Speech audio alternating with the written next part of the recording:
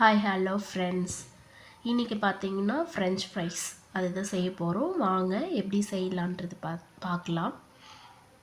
This video sponsored by SBO Digital Marketing. Join SBO Digital Marketing work from home opportunity. Use your free time to earn no fixed hours or work at your convenience. Have a Facebook, Instagram or YouTube account. You are already eligible. Earn daily income with instant payout. Start from day one.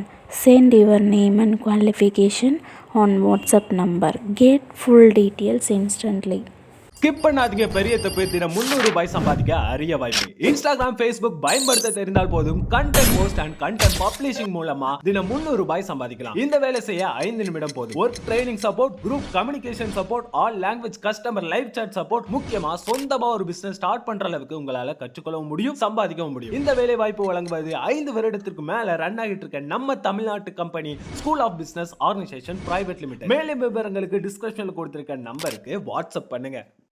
French fries செய்கிறதுக்காக நான் பார்த்தீங்கன்னா இன்றைக்கி ஒரு 3 உருளைக்கிழங்கு பெரிய சைஸில் எடுத்திருக்கேன்.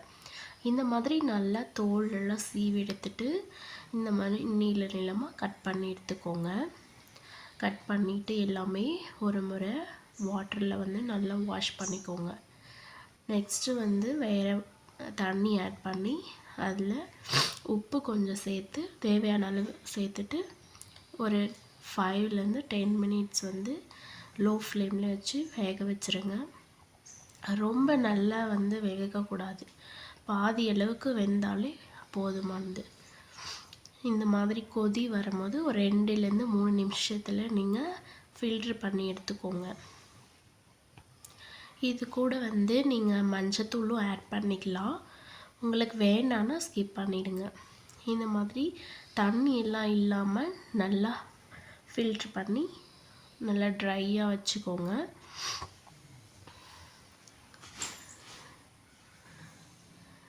பாருங்கள், நான் இந்த அளவுக்கு வெந்ததுக்கப்புறம் நான் எடுத்திருக்கேன்.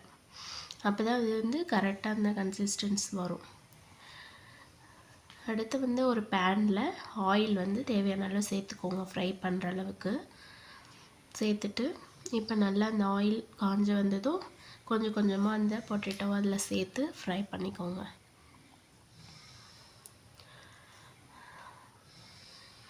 கலக்கி விட்டுட்டே இருக்காதீங்க, ஏன்னா வந்து உடஞ்சிரும். சைடில் ஒட்டாமல் இருக்குது, தள்ளி விட்டுருக்கேன். கலர் வந்து நல்லா ப்ரௌனாக, உங்களுக்கு எப்படி நல்லா கிறிஸ்பியாக வேணுமோ கொஞ்சம் நிறைய ப்ரௌனிஷாக கலர் மானதுக்கப்புறம் எடுத்துக்கலாம். இல்லை கொஞ்சம் சாஃப்டாக வேணும்னா முன்னாடியே கூட எடுத்துருங்க. நான் நல்லா கிறிஸ்பியாக ஆனதுக்கப்புறம் கலர் நல்லா சேஞ்ச் ஆனதுக்கப்புறம் எடுத்திருக்கேன். இதே போல் மிச்சம் இருக்கிறது எல்லாமே ஃப்ரை பண்ணி நல்லா எடுத்துக்கோங்க. அடுத்து வந்து பார்த்தீங்கன்னா இதில் நம்மளுக்கு நல்லா ஸ்பைஸியாக வேணும்னா இதில் சில்லி சேர்த்துக்கோங்க. பார்த்தீங்கன்னா சைடிஸ் அந்த டொமேட்டோ சாஸ் வச்சியும் சாப்பிட்லாம், நல்லாயிருக்கும் டேஸ்ட்டாக. நீங்கள் இது போல் வீட்டில் செஞ்சு ட்ரை பண்ணி பாருங்கள். உங்களுக்கு வீடியோ பிடிச்சிருந்தால் மறக்காமல் லைக் பண்ணிவிட்டு சப்ஸ்கிரைப் பண்ணிக்கோங்க.